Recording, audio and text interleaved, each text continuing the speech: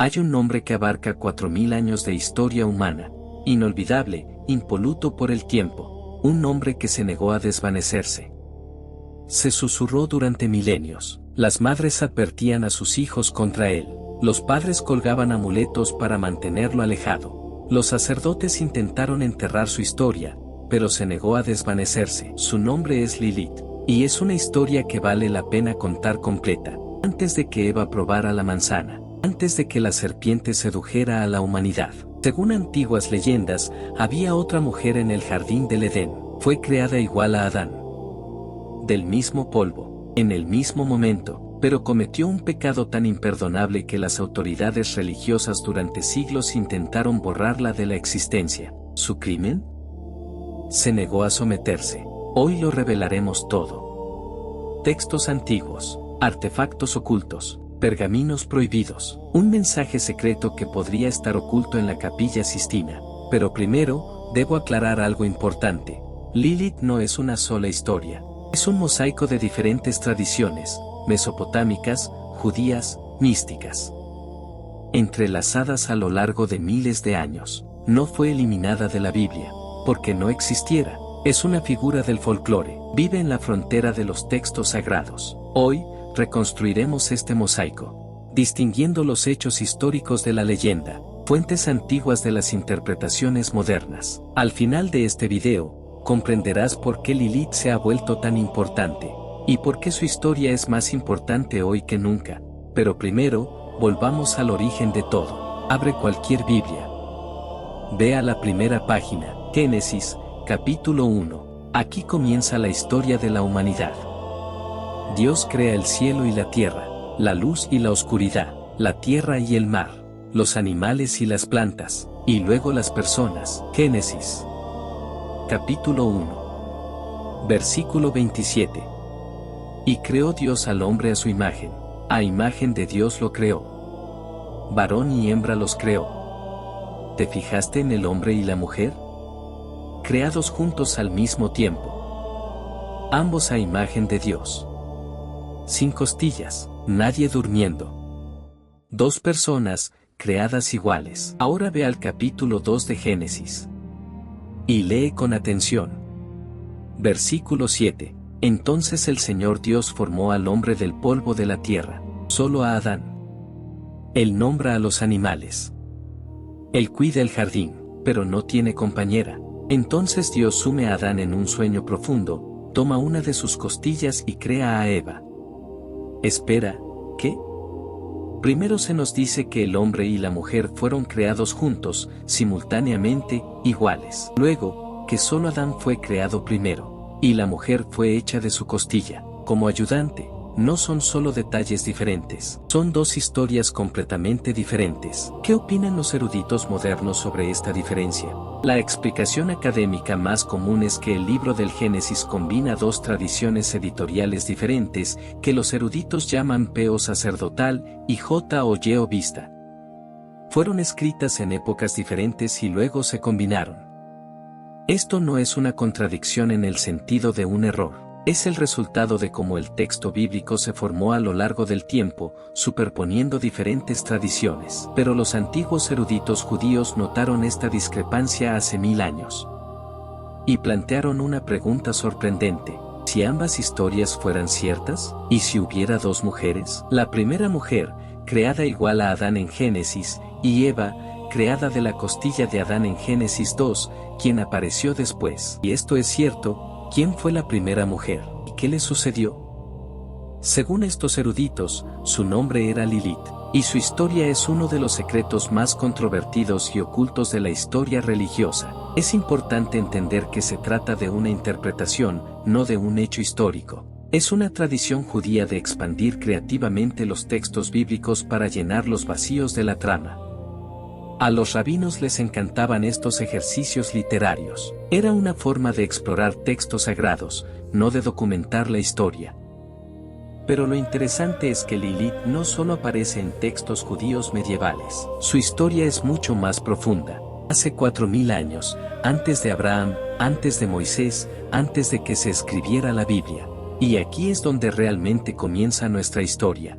Retrocedamos en el tiempo. 3000 años antes de Cristo. 1000 años antes de Moisés. Estamos en Mesopotamia, el actual Irak, la cuna de la civilización. Fue aquí donde se inventó la escritura. Aquí surgieron las primeras ciudades. Aquí se contaron las historias humanas más antiguas. Los sumerios, que vivían en esta región, creían que el mundo estaba lleno de espíritus. Algunos eran benévolos, pero la mayoría no, y entre los espíritus más aterradores se encontraba una clase de demonios llamados Lilitu. Los Lilitu eran espíritus femeninos del viento y la tormenta. Llegaban de noche, eran hermosos, pero mortalmente peligrosos. Y su regalo más aterrador era una cosa: se aprovechaban de mujeres embarazadas y recién nacidos. Imagina que eres una madre en la antigua Mesopotamia. Cada noche te quedas despierto, temeroso de que Lilith entre en tu casa y se lleve a tu hijo. Estas no eran solo historias de miedo.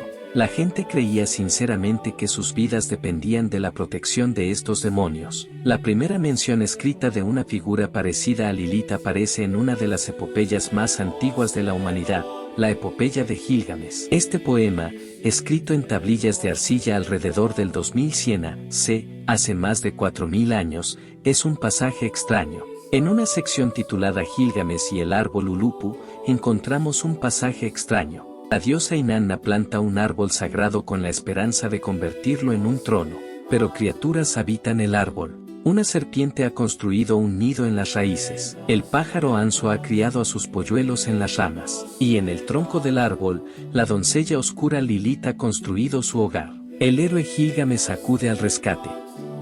Mata a la serpiente. El pájaro anso se va volando con sus polluelos. ¿Y Lilith? Destruyó su hogar y huyó a lugares desérticos y deshabitados. Hace ya 4000 años, vemos una imagen familiar. Lilith huye. Lilith es exiliada. Lilith se esconde en la espesura. Y lo verdaderamente asombroso es que Lilith no estaba sola. Figuras similares a ella se encuentran en casi todas las culturas antiguas. En la propia Mesopotamia, existía Ordates Lili, literalmente la doncella Lilith, un demonio femenino que seducía a los hombres mientras dormían y los conducía a la muerte. En la antigua Grecia, existía Lamia. Según el mito, era una hermosa reina, la amada de Zeus, pero era, consumida por los celos, mató a todos sus hijos. Enloquecida por el dolor, Lamia se convirtió en un monstruo que devoraba a los hijos de otras personas. En la antigua Roma, existían las estriges, criaturas nocturnas con cuerpo de ave y rostro de mujer. Volaban hacia las casas por la noche, bebían la sangre de los recién nacidos y dejaban atrás solo cuerpos pequeños y exhaustos. Esta imagen se repite una y otra vez. Una figura femenina, hermosa, pero mortal. Viene de noche, caza niños y seduce a los hombres. ¿Por qué culturas tan diferentes y distantes temían lo mismo? Quizás porque compartían un horror común.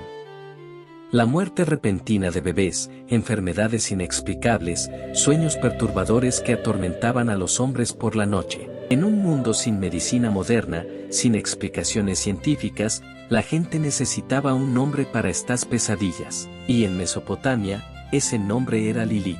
Y ahora comienza la parte más interesante. En 1936, un museo británico adquirió un artefacto inusual. Un relieve de terracota de aproximadamente 3800 años de antigüedad. Representa a una hermosa mujer con alas y patas de pájaro. Sobre su cabeza lleva una corona de cuernos, símbolo de la divinidad. Está de pie sobre el lomo de dos leones. A ambos lados hay búhos, criaturas de la noche. El museo la ha bautizado como Reina de la Noche. Muchos estudiosos creen que esta es la representación más antigua de Lilith. Pero, para ser justos, esta es solo una teoría. Otros investigadores creen que el relieve representa a Ishtar, la diosa del amor y la guerra, o a Ereshkigal, la reina del inframundo. No hay consenso en la comunidad científica, pero mírenla. Hermosa, pero aterradora. Divina, pero peligrosa. Diosa o demonio. Esta dualidad, esta ambigüedad, acompañará a Lilith durante los próximos 4 milenios. Y ahora, la conexión crucial. En el año 580 a.C., el imperio babilónico capturó Jerusalén. El templo fue destruido. El pueblo judío fue enviado al exilio en Babilonia. Durante 50 años, vivieron entre los babilonios, aprendieron su idioma, escucharon sus historias y aprendieron sobre Lilith. Cuando los judíos regresaron a Jerusalén, trajeron algo nuevo consigo. Mitos babilónicos, incluyendo un demonio llamado Lilith, pero con el tiempo, este demonio nocturno de Mesopotamia evolucionó a algo mucho más poderoso. No un demonio cualquiera, sino la primera esposa de Adán. Pero primero, veamos lo que la Biblia realmente dice sobre Lilith, y la respuesta puede sorprenderte. Lilith se menciona en la Biblia hebrea solo una vez, en el libro del profeta Isaías, capítulo 34, versículo 14, en una profecía sobre la destrucción de Edom, dice, y las bestias del campo se encontrarán con las hienas, y el macho cabrío clamará a su compañera. Allí Lilith descansará y hallará descanso. Eso es todo. Una sola mención.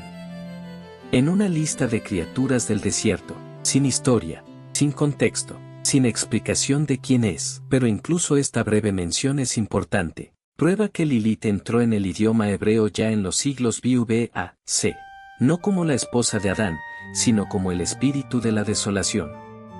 Y el texto que narra la historia completa de Lilith como la primera esposa de Adán es uno de los más extraños y controvertidos de la literatura judía. En algún momento entre los siglos 8 y X después de Cristo, un texto misterioso comenzó a circular en las comunidades judías. Se llamaba el alfabeto de Ban Serra. Era controvertido, satírico, a veces vulgar, precisamente un texto religioso inusual. Hoy en día, los estudiosos siguen debatiendo la naturaleza de este texto. ¿Era una parodia religiosa, una sátira social, folclore escrito, una colección de historias para el entretenimiento? Lo más probable es que combinara todo esto. No lo sabemos con certeza, pero entre sus páginas se encontraba la historia más completa del origen de Lilith. Y lo cambió todo. Según el alfabeto de Ben Sira, en el principio, Dios creó a Adán del polvo de la tierra, y en ese mismo polvo, Dios creó a la mujer. Su nombre era Lilith. No de la costilla de Adán, no como ayudante, no como criatura secundaria, creada como igual, creada simultáneamente, creada de la misma tierra. Dios los colocó a ambos en el jardín del Edén. Estaban destinados a ser compañeros, socios, iguales. Pero casi de inmediato, surgieron problemas. Adán y Lilith comenzaron a discutir. ¿Sobre qué? El texto es sorprendentemente franco. La razón era la intimidad. Cuando estaban juntos, Adán exigió que Lilith se acostara debajo de él. Creía que, como el primer hombre, creado a imagen de Dios, debía estar al mando. Y la respuesta de Lilith fue revolucionaria. Ella se negó. Sus palabras exactas, según el texto. Somos iguales el uno al otro, pues ambos fuimos creados de la tierra. No me acostaré debajo de ti. Consideren lo que esto significa. En un texto escrito hace más de 1000 años, una mujer exige igualdad, se niega a ser subordinada, rechaza un rol que no le fue elegido. Esto no era solo un conflicto familiar, fue la primera rebelión por la igualdad en la historia de la humanidad. Al menos según esta leyenda, Adán intentó someter a Lilith, y entonces Lilith hizo algo sin precedentes, pronunció el nombre inefable de Dios. En la tradición judía, el verdadero nombre de Dios es el Tetragramatón, tan sagrado, tan poderoso, que estaba prohibido pronunciarlo. Solo el sumo sacerdote podía pronunciarlo en voz alta una vez al año en el lugar santísimo. Lilith conocía este nombre, y lo usaba. Al pronunciar el nombre sagrado, Lilith se elevó en el aire y salió volando del jardín del Edén. No fue exiliada ni desterrada, se fue por voluntad propia. Eligió el exilio antes que la sumisión. Eligió la libertad antes que el paraíso. Dios se disgustó. Envió a 3 ángeles para traer de vuelta a Lilith, Sinoi, Sansinoi y Semangelob. La encontraron junto al Mar Rojo. En la cosmología judía, el Mar Rojo es más que un simple lugar. Es la frontera entre los mundos. Fue aquí donde las aguas se separaron para Moisés. Aquí se encuentran lo natural y lo sobrenatural. Y fue en este lugar fronterizo donde Lilith construyó su nuevo reino. Vivió entre demonios, hizo alianzas con ellos, y no se quedó de brazos cruzados. Según el texto, daba a luz a más de 100 hijos demoníacos cada día. 100 al día. ¿Por qué 100? Este número no es casualidad. En la tradición judía, 100 es el número de la plenitud y la integridad. A todo judío devoto se le ordenaba recitar 100 bendiciones al día. Lilith creó una oscura parodia de esta santidad, 100 demonios al día en lugar de 100 oraciones. Los ángeles estaban ante ella. Lilith, dijeron, regresa con Adán, regresa al jardín, ocupa tu lugar. Imagina esta escena. 3 ángeles del cielo, brillando con luz divina, están ante una mujer solitaria a orillas del Mar Rojo. Cualquier otro ser habría inclinado la cabeza, implorado perdón y regresado arrastrándose, pero Lilith no. Fui creada para traer enfermedades a los bebés, respondió. Si es niño, lo gobernaré durante 8 días. Si es niña, 20. Estos números también tienen importancia. 8 días es el periodo previo a la circuncisión, cuando un niño hace un pacto con Dios. 20 días se consideraban el momento más vulnerable para una niña recién nacida. Lilith reclamó el poder precisamente en el momento de mayor fragilidad. Los ángeles la amenazaron con el castigo máximo. Si no regresas, te dijeron, 100 de tus hijos demonios morirán cada día. 100 niños, cada día. Para siempre. Era una cruel simetría. 100 nacimientos, 100 muertes. Creación infinita, seguida de destrucción sin fin. Ni siquiera esta amenaza la quebró. Pero Lilith era astuta. Sabía que no podría ganar en una confrontación directa con los ángeles de Dios, así que ofreció un trato. Hizo un juramento solemne. No dañaría a ningún niño protegido por un amuleto con los nombres de 3 ángeles, Sinoe, San Sinoe y Semangel. Era una escapatoria brillante. No cedió, sino que ofreció una salida. Quienes conocían los nombres y contaban con la protección necesaria estaban a salvo. Los ángeles accedieron. Así, se crearon amuletos protectores contra Lilith. Se colgaron en las habitaciones de los niños durante siglos. Pero la historia no termina ahí. Según algunas versiones de la leyenda, Lilith intentó en algún momento regresar al jardín, pero al llegar, descubrió que Adán ya tenía una nueva esposa, Eva, creada de su costilla. Obediente, humilde, consumida por los celos y la rabia, Lilith se transformó en serpiente, y por última vez, se arrastró hasta el jardín del Edén. ¿Sabes qué pasó después? Si esta versión es cierta, Lilith no solo abandonó el Edén, regresó para destruirlo. La serpiente que sedujo a Eva, la criatura responsable de la caída, la causa de la expulsión de la humanidad del paraíso, es la primera esposa de Adán, rechazada y humillada. Por supuesto, esto es una leyenda, no un texto bíblico, es una trama creativa, pero es una leyenda poderosa, una que tuvo consecuencias muy reales durante siglos. Durante siglos después de que estas historias se difundieran, Lilith fue más que un simple mito. Era una verdadera fuente de miedo. Las familias creían que vendría por sus hijos, los hombres creían que los seduciría en sueños, las comunidades desarrollaron complejos rituales para mantenerla alejada. A principios del siglo XX, los arqueólogos hicieron un descubrimiento sorprendente. Bajo los pisos de casas antiguas en Irak e Irán, encontraron miles de cuencos de cerámica. Dataron de los siglos IV al VII después de Cristo. Cada cuenco tenía una inscripción en espiral en arameo, rit u otras lenguas antiguas, y muchos mencionaban un nombre una y otra vez, Lilith. Estos cuencos mágicos, trampas para demonios, eran enterrados boca abajo bajo sus casas, creando una barrera sobrenatural para atrapar y confinar a los demonios. Una de las inscripciones decía, la malvada Lilith, que extravía los corazones de los hombres, que aparece en sueños de noche y en visiones de día.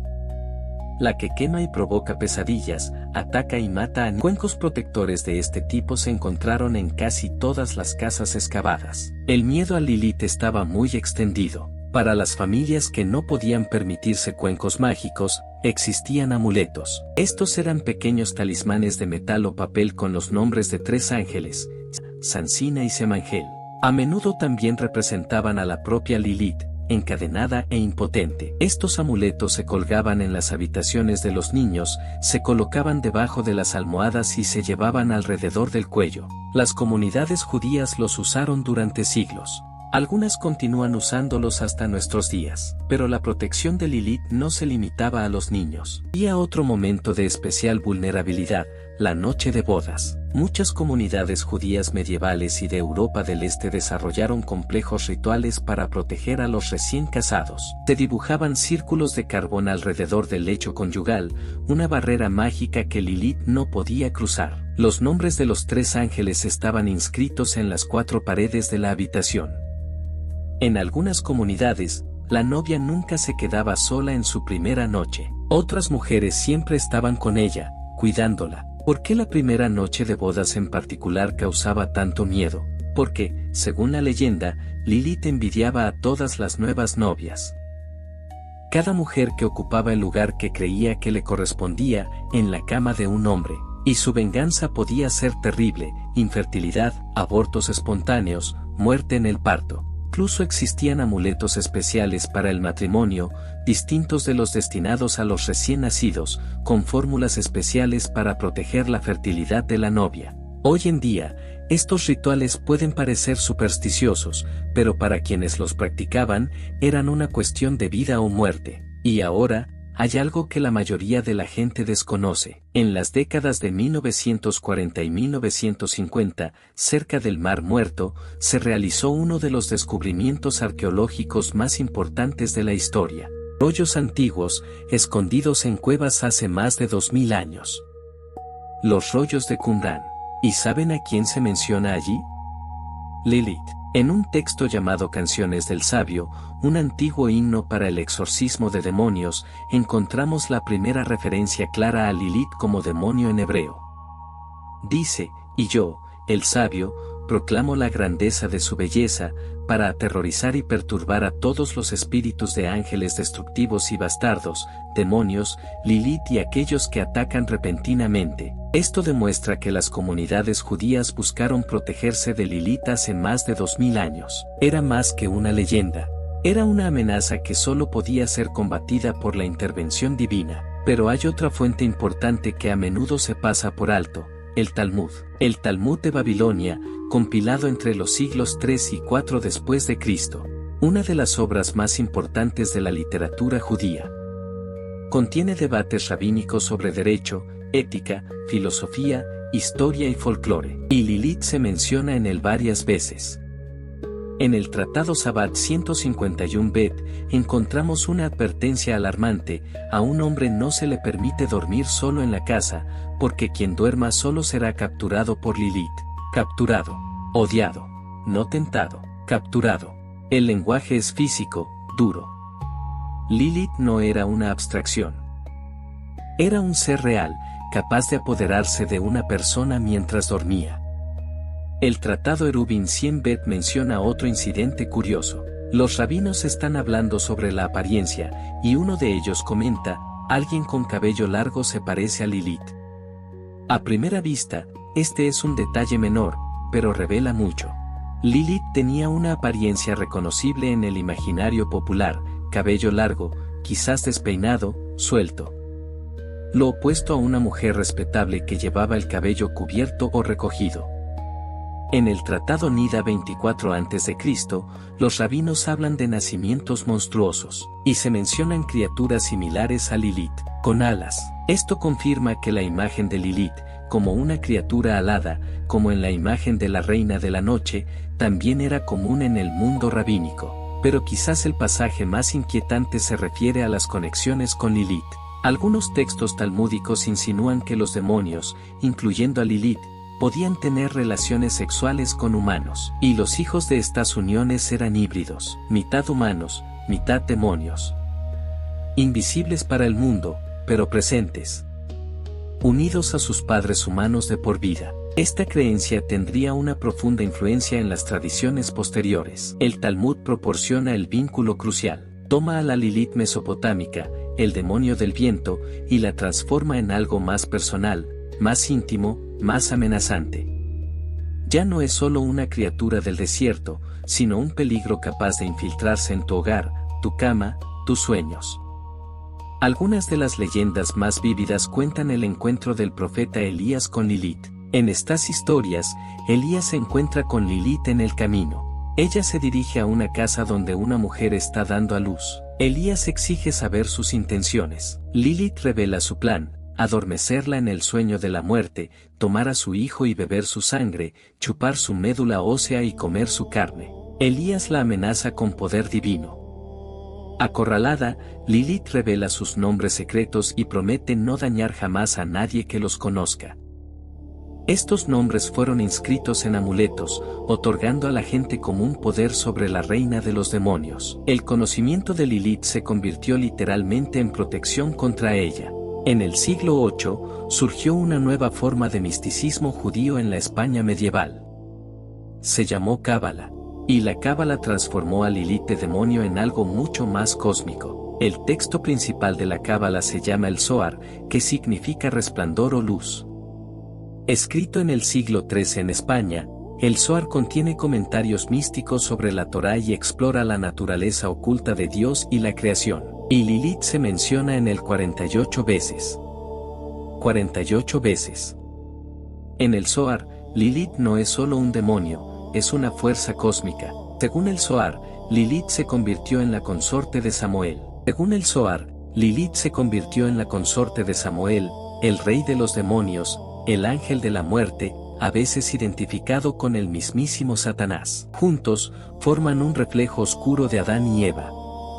Si Adán y Eva representan el lado positivo de la creación, la obediencia, el orden y la vida, Samuel y Lilith simbolizan la sombra, la rebelión, el caos y la muerte. Una de las ideas más fascinantes de la Cábala es que Lilith y Adán fueron creados originalmente como un solo ser, literalmente fusionados. Dios los separó, creando dos personalidades distintas. Adán aceptó su rol, Lilith no. En esta versión, la rebelión de Lilith no se dirige contra Adán.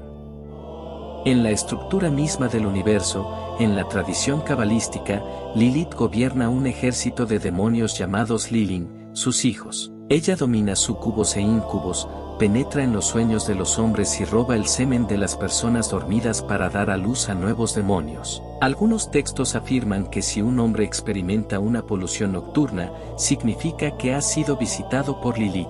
Se creía que los hijos demonios nacidos de estos encuentros eran invisibles pero presentes, atormentando a sus padres humanos durante toda su vida. Esta creencia dio origen a costumbres inusuales. En algunas comunidades judías, los hijos no acompañaban el cuerpo de su padre al cementerio. ¿Por qué? Porque sus medio hermanos demoníacos, los hijos de Lilith, también estaban allí, y se consideraba vergonzoso aparecer cerca de ellos. ¿Qué hace a la Lilith cabalística tan atractiva? Es su naturaleza dual. Es hermosa hasta lo inimaginable y aterradora hasta el extremo. Es seductora y mortal. Ella encarna todo lo que la sociedad patriarcal temía: la sexualidad femenina, la independencia y el poder, desatados e incontrolados. Y esto nos lleva a uno de los descubrimientos más intrigantes relacionados con Lilith. Quizás se esconde a plena vista en una de las obras de arte más famosas de la historia de la humanidad, la Capilla Sistina del Vaticano, Roma. Entre 1512, Miguel Ángel pintó una de las mayores creaciones de la humanidad en este techo. Millones de personas lo visitan cada año y miles de millones han visto reproducciones. Pero casi nadie se da cuenta del secreto oculto a plena vista. Observa la escena llamada la caída y la expulsión del paraíso. A un lado están Adán y Eva en el jardín, al otro, su expulsión. En el centro está el árbol del conocimiento, y una serpiente está enroscada alrededor del árbol. Ahora observa detenidamente esta serpiente. No se parece a ninguna serpiente que hayas visto. Tiene cuerpo de mujer. La parte inferior es como una serpiente, enroscada alrededor del árbol, pero la parte superior es una mujer. Con rostro, brazos y torso de mujer. ¿Quién es? Eso es lo que la mayoría de la gente desconoce. De 1490 a 1492, el joven Miguel Ángel vivió en los jardines de Lorenzo de Medici en Florencia. Allí conoció a los más grandes pensadores del Renacimiento. Entre ellos se encontraba un erudito llamado Giovanni Pico della Mirandola. Pico ha sido considerado el primer cabalista cristiano. Mientras otros humanistas estudiaban textos griegos y latinos, Pico estudiaba el antiguo misticismo judío, incluyendo textos sobre Lilith. El Zohar afirma explícitamente que Lilith tomó la forma de una serpiente y regresó al Edén para provocar la caída del hombre. Miguel Ángel, familiarizado con las ideas cabalísticas a través de Pico, pudo haber representado precisamente esto. Pero esto también es importante, debemos ser cautelosos. Esta es una teoría fascinante, no un hecho comprobado. No tenemos evidencia directa de que Miguel Ángel representara intencionalmente a Lilith. Las serpientes con cabeza o cuerpo humano eran un motivo relativamente común en el arte medieval y renacentista y no estaban necesariamente asociadas con Lilith. Podrían simplemente simbolizar la encarnación de la tentación. Sin embargo, la mera posibilidad es asombrosa. Observen los rostros. La serpiente y la mujer tienen los mismos rasgos faciales que Adán, el mismo perfil, el mismo cabello rubio. Según la tradición cabalística, Lilith y Adán eran originalmente gemelos, dos mitades de un mismo ser. Miguel Ángel pudo haber plasmado esta creencia en su pintura. Durante más de 500 años, millones de personas han contemplado el techo de la Capilla Sistina. Papas, cardenales, peregrinos, turistas. Si la teoría es correcta, casi ninguno de ellos se dio cuenta de que estaban mirando a Lilith, la primera esposa de Adán, una mujer marginada en la Biblia, escondida en la iglesia más famosa del mundo. Pero ¿y si les dijera que esta historia no ha terminado? ¿Podría Lilith estar más cerca de tu vida cotidiana de lo que imaginas? Antes de pasar a la época moderna, hay un capítulo importante que a menudo se olvida. Lilith no se quedó solo en el folclore judío. Entró en la gran literatura occidental, y el primer gran autor en presentarla al público europeo fue Johann Wolfgang von Goethe. En su obra maestra, Fausto, publicada en 1808, hay una escena inesperada. Fausto asiste a un sabbat, la noche de Walpurgis, acompañado por el demonio Mefistófeles. Entre la multitud de espíritus y criaturas, Fausto observa a una hermosa mujer. ¿Quién es?, pregunta. Y Mefistófeles responde, es Lilith. ¿Quién? La primera esposa de Adán. Cuidado con su hermosa cabellera. El único adorno del que se enorgullece.